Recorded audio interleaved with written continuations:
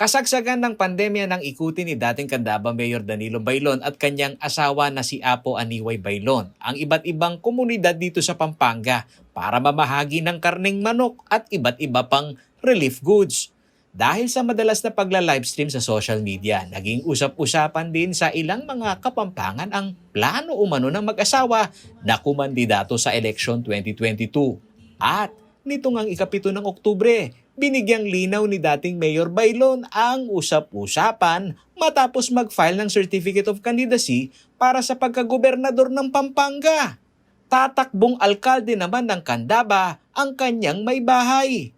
Sa panayam kay Mayor Bailon, sinabi nito na bahagi umano ng kanyang misyon sakaling maluklok sa Kapitolyo ay ang pagpuksa sa online gambling.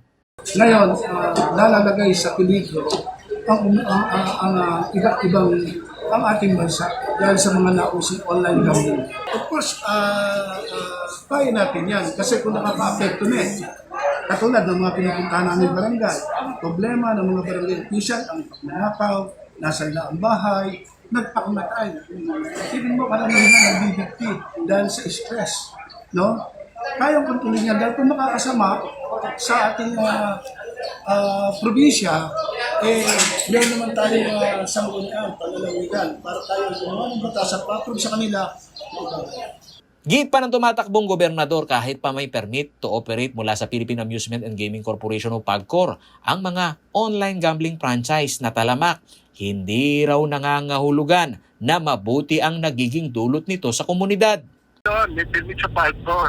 Pero may kapangyarihan ang isang chief executive na kung marami na ang nakikita niyang naghihirap, nababaon sa pagkakautang, nagnanakaw, kaguluhan, at nagpapakamatay, may kapangyarihan siya para yan ay ipatupad na ipagbawal sa probinsya o kaya sa bayan.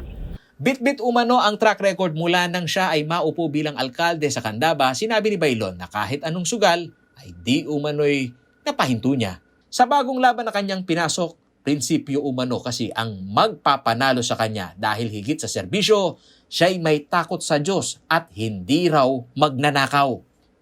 Itong pandemya, yan, sabay pa, paano na lang kung walang magiging isang matuwid na leader ang ating probinsya na may takot sa Panginoon. Kasi kung walang takot sa Panginoon, gagawin lang niya yung nasa niyang gawin.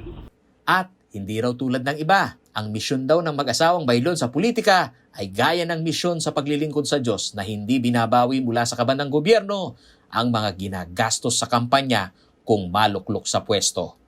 Nararamdaman niyo naman po sa puso namin ng aming asawa kung ano po yung aming layunin. Sabi nga po namin, pumasok man kami sa politika, hindi po kami katulad ng ibang politiko na kunyari kung anong nagastos sa pagtakbo ay gagawin ng lahat para manalo, para bumalik yung ininvest nila na yun. Paulo G. Santos, CLTV News.